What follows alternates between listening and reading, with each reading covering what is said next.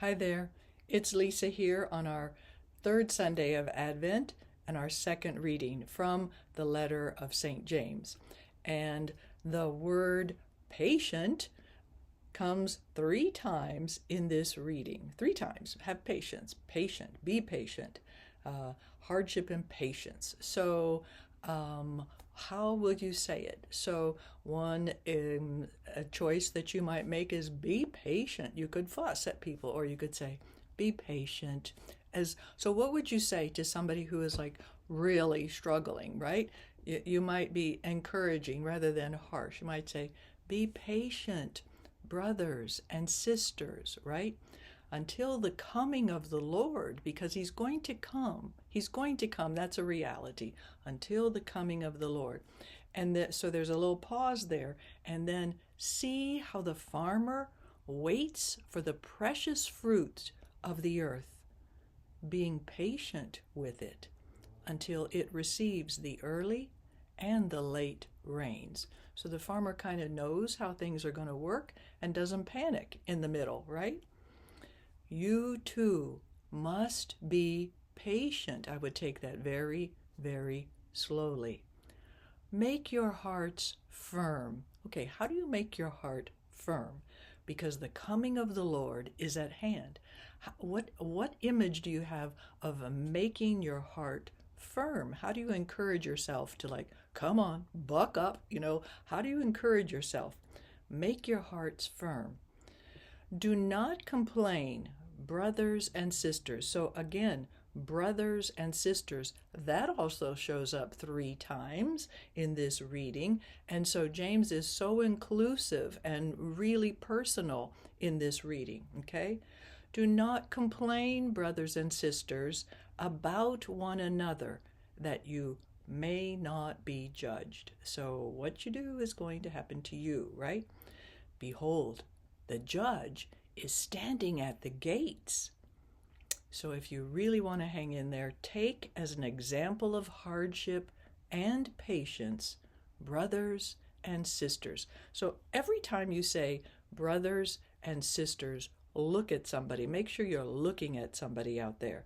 Take as an example of hardship and patience, brothers and sisters, the prophets who spoke in the name of the Lord.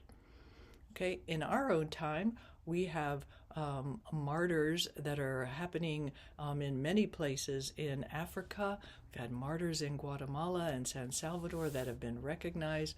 And so there are prophets and martyrs who have been examples of hardship and patience, sacrificing all for the Lord, okay? So we have plenty of examples. They did too. And we have all the saints throughout the ages. So we have many examples. How do you make your heart firm? Maybe you read about some of the saints or the present day martyrs in our world. Maybe you encourage yourself, wow, if they can do that, I can do this one more day. I can do this, right? So we want our hearts to be firm. We know how to do that. So when we read this, it's for real. We know how to do that, right? We try. Okay. So let's go through this together.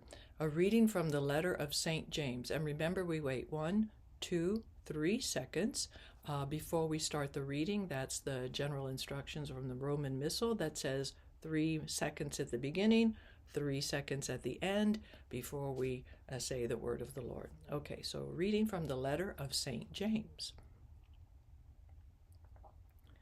Be patient, brothers and sisters, until the coming of the Lord.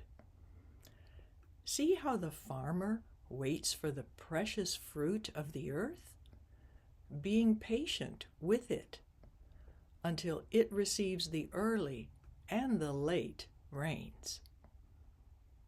You too must be patient. Make your hearts firm, because the coming of the Lord is at hand. Do not complain, brothers and sisters, about one another, that you may not be judged. Behold, The judge is standing before the gates.